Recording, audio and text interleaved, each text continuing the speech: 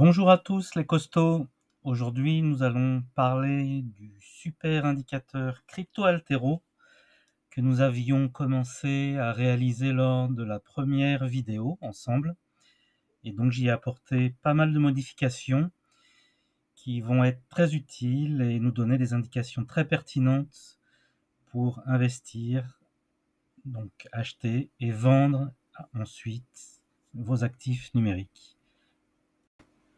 Comme vous avez pu le remarquer sûrement dans la page de présentation de cette vidéo, j'ai sorti un site internet aujourd'hui qui s'appelle cryptoaltero.over.blog avec une newsletter et surtout des articles qui présentent notamment les vidéos YouTube, mais pas que. Vous avez des pages avec une initiation aux crypto-monnaies, voilà, beaucoup d'informations,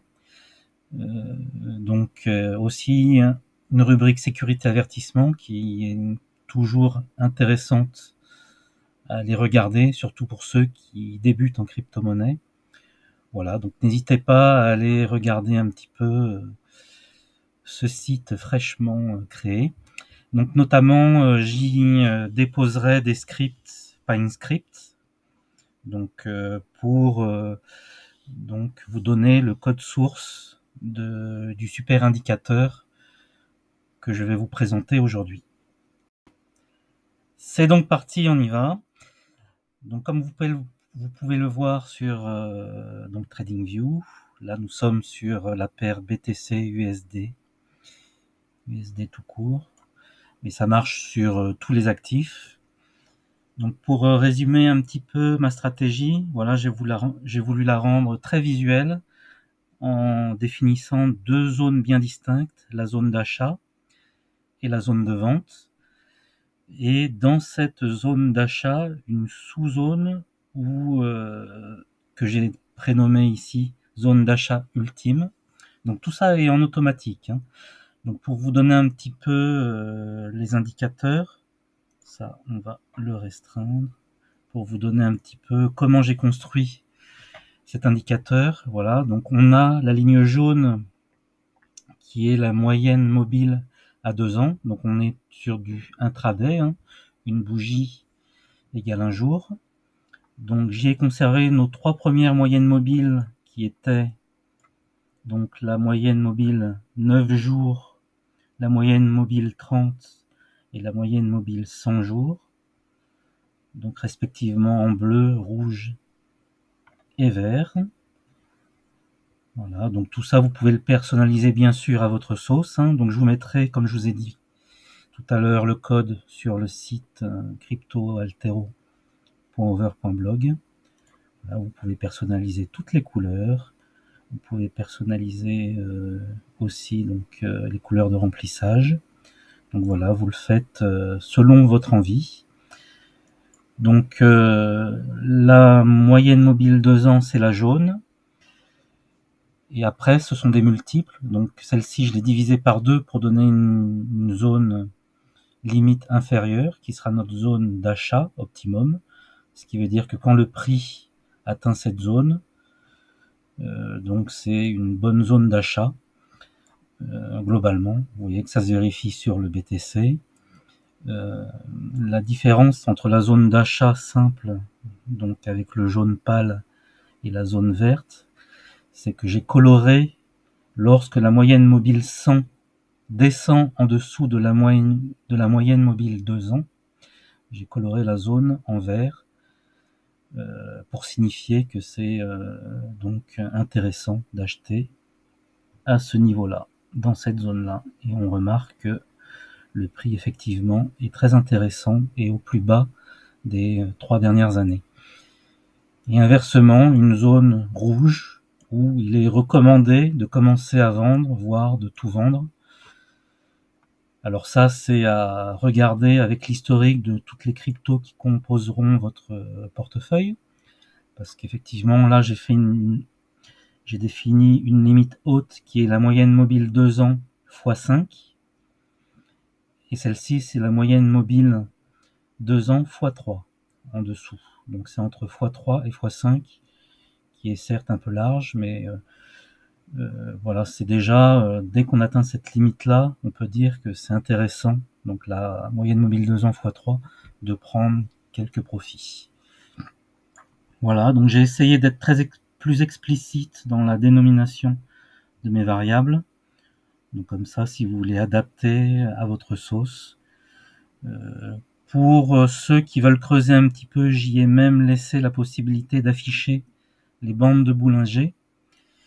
Donc grosso modo, c'est ce qui va caractériser la volatilité de l'actif. Donc vous allez voir, on va retourner ici.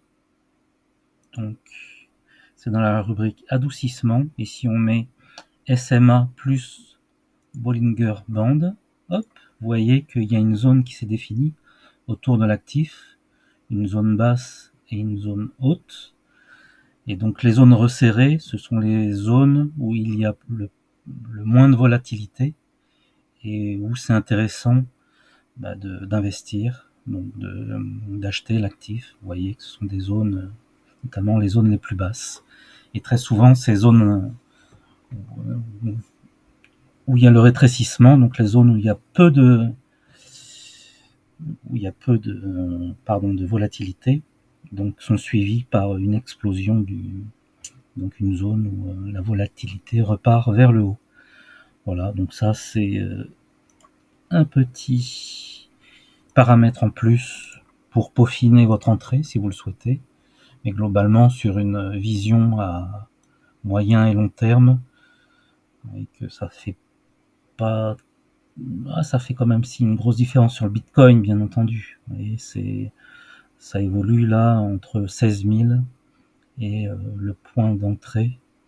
Et c'est pour ça que la moyenne mobile 100 est intéressante, je trouvais, dans mon approche, parce que si on commence à acheter dès lors qu'on descend en dessous de la moyenne mobile 2 ans, et bien finalement c'est un peu tôt, alors qu'avec une moyenne mobile 100, vous voyez, le temps qu'elle se retourne et que la tendance reparte vers le haut, et ben on se rend compte que l'actif est nettement plus bas et que au lieu de l'acheter à 32 000, on pourrait l'acheter de façon optimum à 16 000, donc 2 fois moins cher, facile. Voilà, donc ça me semble vraiment très visuel, pratique. Vous allez voir qu'on va aller sur d'autres actifs pour vérifier son bon fonctionnement. Mais vous voyez, par exemple sur Ethereum, donc il faut rester bien sûr en intraday. Hein. Ça c'est, je l'ai marqué dans le titre, time frame day pour intraday. Donc vous voyez que par exemple sur l'Ethereum, on est un peu en retard par rapport au Bitcoin et plus vraiment effectivement dans la zone optimum d'achat. Si on va par exemple sur Atom, sur lequel on avait déjà réalisé donc des mesures, notamment pour vous présenter le Fibonacci, le retracement de Fibonacci et les zones premium et discount. Donc vous voyez que là, par exemple, clairement, Atom, on est dans une zone vraiment intéressante pour commencer à investir dans cet actif, dans la zone à la fois jaune et verte, puisque la MA 100 est sous la MA 2 ans. Voilà. Donc on peut essayer sur d'autres actifs, hein. Le Litecoin. Vous voyez, bon, c'est un peu tard, mais bon, ça reste quand même intéressant vu les perspectives. Vous voyez, je trouve que c'est quand même assez parlant en fait, visuellement. Très vite, on voit sur quel actif aller, quoi. On pourrait prendre un autre, aller Avalanche, Avax, USDT. Hop. Qu'est-ce qu'on pourrait prendre d'autre?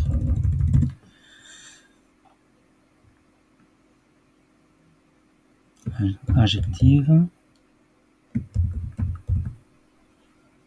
Voilà, par exemple. Allez, encore une autre, juste pour essayer de voir sur plusieurs actifs. Tiens, DOT, de Polkadot, SDT. Hop. Puis peut-être un qui a sous-performé ces derniers temps, je sais pas, ou l'ADA, tiens, lui, il a bien performé. ADA USDT. On va prendre aussi... je crois qu'on est limité, mais c'est déjà pas mal. Donc voilà le link. Vous voyez que là on est au milieu, donc c'est pas forcément très intéressant aujourd'hui de rentrer dessus. La VAX pareil.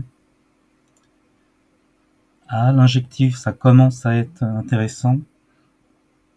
Et vous voyez que c'est vraiment génial dans le sens où